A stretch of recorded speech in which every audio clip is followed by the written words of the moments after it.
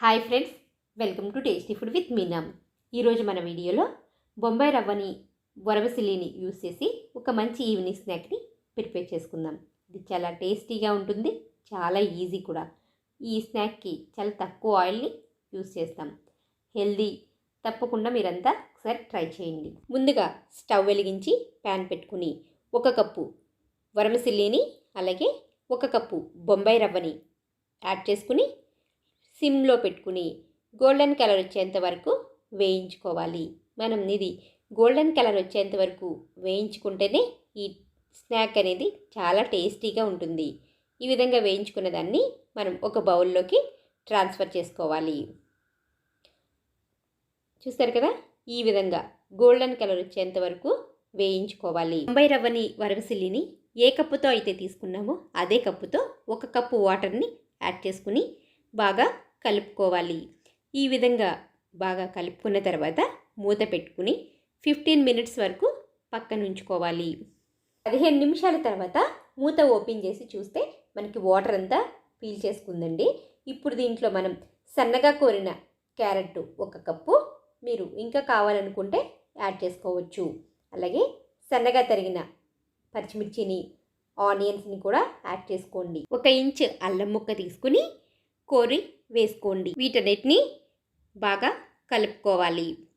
ఈ విధంగా కలుపుకున్న తర్వాత సన్నగా తరిగిన కొత్తిమీరని కూడా యాడ్ చేసుకుని మీ టేస్ట్ని బట్టి 1 టేబుల్ స్పూన్ సాల్ట్ని కూడా యాడ్ చేసుకోండి. బాగా పులిచిన 2 టేబుల్ స్పూన్ల పెరుగుని యాడ్ చేసుకోండి. మనం ఈ పెరుగు ఎందుకు యాడ్ చేస్తున్నామంటే కట్లెట్ చేయడానికి కొంచెం తడి అవసరం, అందుకని మనం ఈ పెరుగుని యాడ్ చేస్తున్నాం. ఈ పెరుగు యాడ్ చేయడం వల్ల టేస్ట్ కూడా చాలా బాగుంటుంది.